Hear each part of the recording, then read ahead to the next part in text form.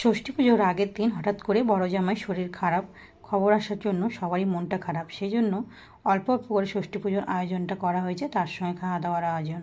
ছোটো জামাই শুধু এসেছিল। নমস্কার, আমি বনশ্রী। বড়দের প্রণাম, ছোটোদের অনেক অনেক ভালোবাসা জানিয়ে আজকের রান্নার ভিডিওটা শুরু করছি।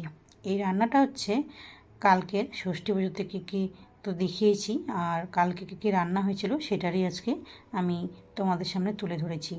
তো সবারই মনটা খারাপ, যেহেতু বড় জামাই আসতে পারলো না। বড় জামাই বলেছিল আসবে, কিন্তু হঠাৎ করে শরীর খারাপ হওয়ার জন্য মনটা কারোই ভালো নেই। তো অল্প অল্প করে রান্নার আয়োজনটা করা হয়েছে।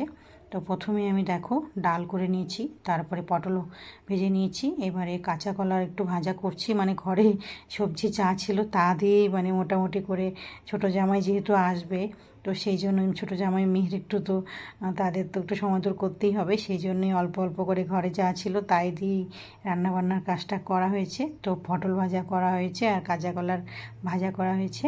আর ভেবেছিলাম যে এই চাল কুমড়োর ঘন্টটাকে মাছের মাথা দিয়ে করব, তো আর ভালো লাগলো না, শুধু চাল কুমড়োর ঘন্টটা করলাম।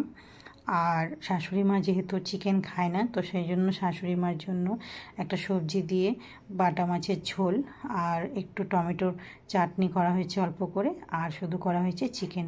ব্যাস এইটুকুই। আর পরে একটু আমি পাঁপড়টা ভেজেছিলাম, পাঁপড় ভাজাটা দেখানো হয় নাই।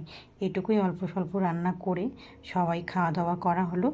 তো এটা ছিল ষষ্ঠীর কালকের রান্নার ভিডিও। তো আজ রান্নার ভিডিওটা আমার কেমন লাগলো তোমরা কিন্তু অবশ্যই কমেন্টে বলবে। আর মনটা সত্যি খারাপ, যেহেতু জামাই শরীরটা খারাপ সেই জন্য। তো সেই জন্য খুব বেশি আয়োজনটা হয়নি, অল্প করে আয়োজনটা করা হয়েছে।